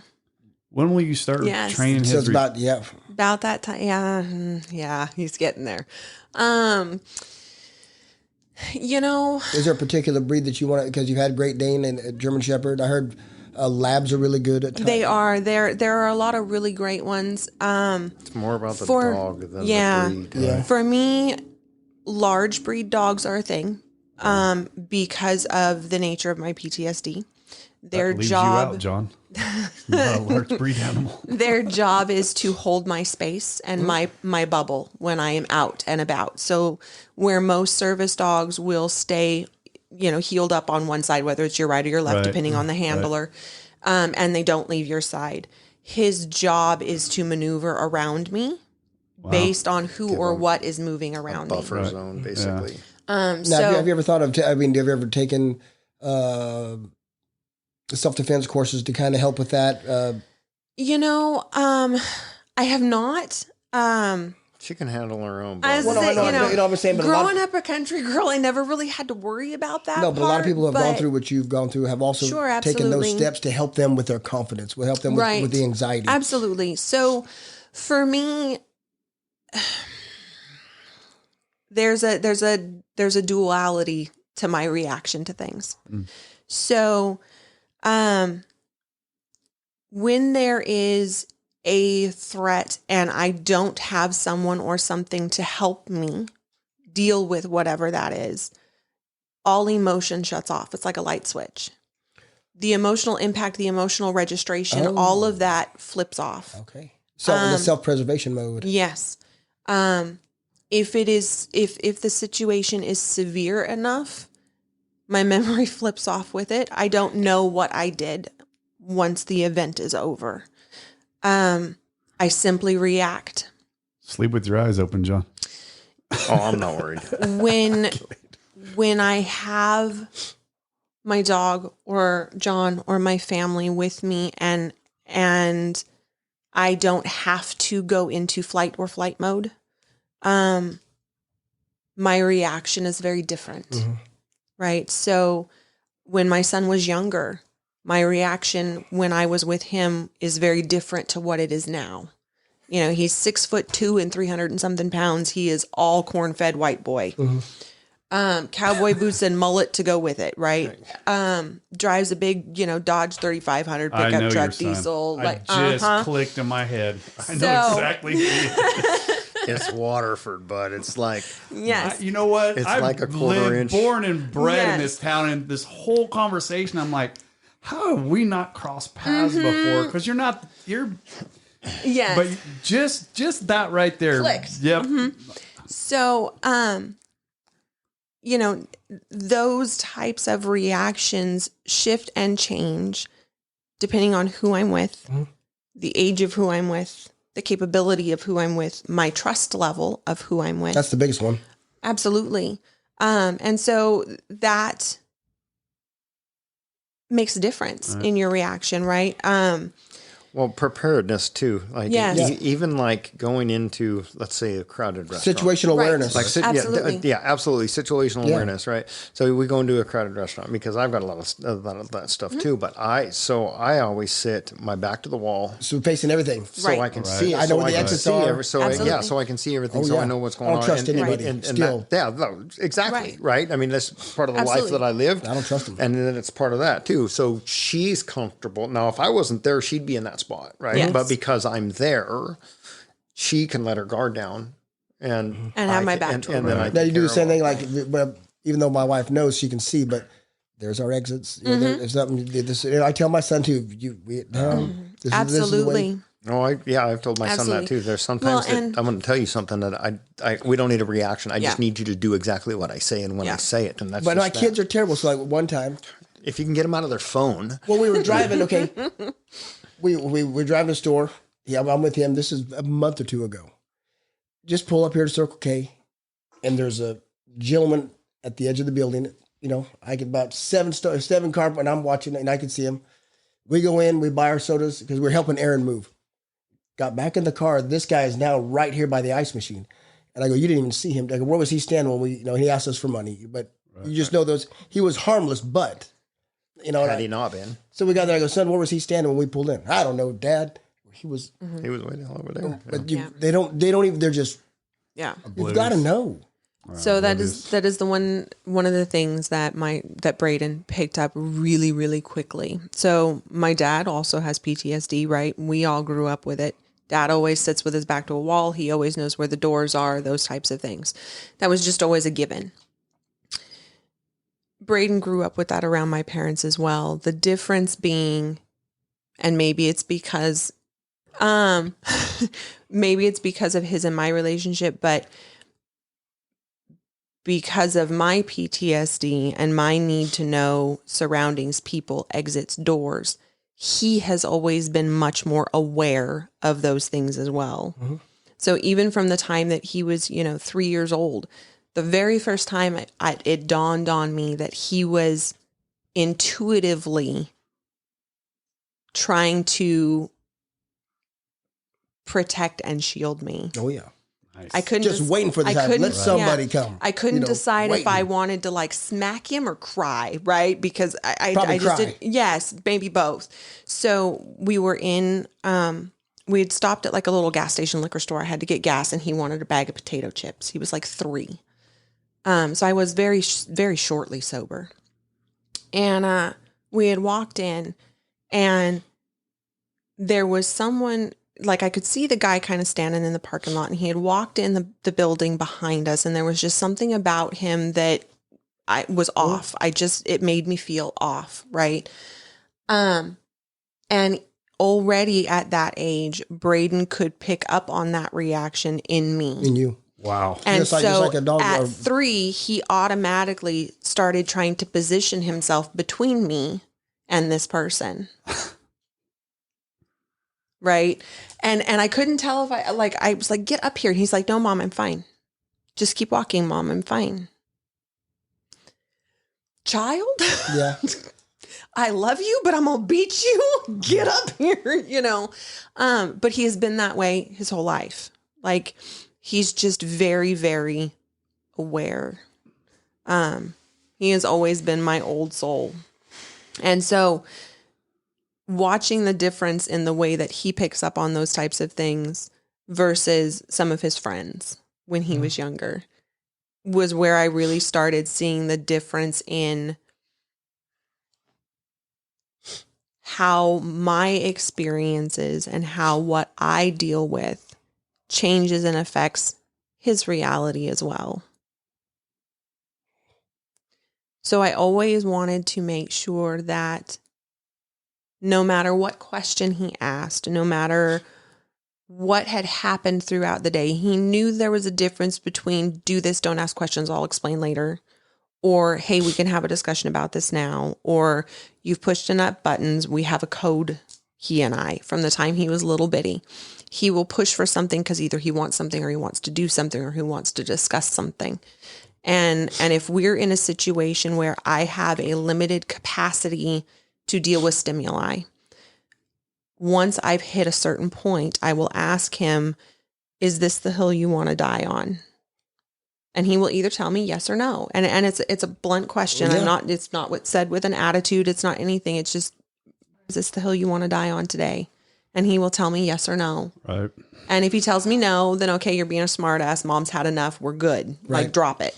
If he tells me yes, then he knows that as soon as we get home, we're going to sit down and we're going to discuss it because this is obviously something that's important to you, But so those are some of the things that not just him, that my family, we have figured out these kind of little codes and quirks to be able to work our way through situations. And that's love. Absolutely. You don't work those out with people that you. That's how you display that's love. love. That's trust. That's support. That's all of it. All right, listen. Yeah. I could literally sit here for hours and listen to you speak, Heather. I really could. I would This like one to and get Rachel's so refreshing on the same one. Well, here's what let's do this. I would love to get you and Rachel back on the same one, right? Like in person, though. Yes, in person. Rachel, damn it. Heather, you are an incredible woman. I'm pretty fucking lucky. Both of you are. I mean, you're good people. I mean, it's good people are hard to find. And you found each other. What you fought through. Thank God. What you have fought through to get that again? where you're at. I said, thank God. That's right. He got us in the middle. Fought through to get to where you're at mentally. I feel like, my struggle was minute compared to what you went through. Hold on, but don't minimize. No, I'm not minimizing mine. I struggled for me. Everybody's a little different. Yes. Everybody's and it's different. just, and it's just incredible. And there's so many more people. And this is why, once again, I do this podcast, or why Rob and I do this podcast, is I just want people to hear these stories and know there's hope, right? There's fucking hope. More than just hope. Don't stop, man. Find something. And you said it, and I say it all the time. There's something's got to reverse that darkness, right? For you, it was your bare feet in that ground and laying there. You were grounded. That reversed it. That one person did something for you. The one that did something for me. It just something that had to reverse that darkness to where you go, oh my God, I saw that light. I want to go to that. I want more of that, right? Right. And on top of that, you got this sobriety thing, and then you got into the family of AA. And I want to preference this a little bit. Listen, what you went through with the sponsors and what you went through, that's not typical of AA. No. That's not our family. That is not. That is some piece of shit that That's got wood chipper involved material. to be quite honest. That got involved somewhere where they don't belong. And, you know, it happens from time to time, but you were smart enough to get the fuck away from it, right? You know, I would love to see you start your own AA group. I honestly, Heather, I'm going to continue to follow find a different home group. I would love contribute for you in that way because you have to contribute to. It's too powerful not to share that story. You have so much to give into this thing, and not contributing to that. You know, I'm going to take it back to this. Rob says, "Don't be," and I'm going to be kind of a dick right now, but you're being selfish by not being involved, right? Because there's people that need you. There's people that need you. And I don't let the pieces of shit that ran you away from it keep you away from giving back to somebody that could possibly, you can be that trigger in their mind. You can be that little bit of something that reverses their darkness. That's why I do this, right? It's kind of why we're here today. Right.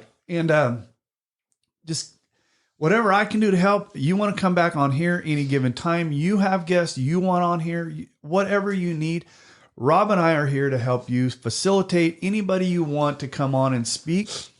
I will guarantee you our listeners would love to hear more from you. I mean, like I said, if they don't, I don't matter. I like to hear it. Like, you know, and have heard Rachel as that dynamic would be great. I mean, that's it. Yeah. Anyways, I don't even know how to shut this one down. recoveryunfilteredpodcast at gmail.com. Well, here's the last thing I'm going to say. We have somebody in Germany that keeps listening, and I don't know if they're English speaking or not, but please reach out to me. I don't speak German. I'd say something. I would love to make sure that they're getting the help they need. And anybody that's needed wants to reach out to Heather, please call me or email me at recoveryunfilteredpodcast at gmail.com. That's recoveryunfilteredpodcast at gmail.com. Heather, I adore you. Your strength is incredible. That was 2 hours that I could do over and over again just to listen. I can't even tell you last time I shut up that long. Brother? Neither can we. Well, I don't do any Probably of it when you alone. were sleeping. What's that? Said I don't do any day of it alone. No, and I know you don't. I mean, you have the help. And you know what? That's why I'm sure you get this from John. I'm sure you're getting it from other people, but you're getting it from a complete stranger.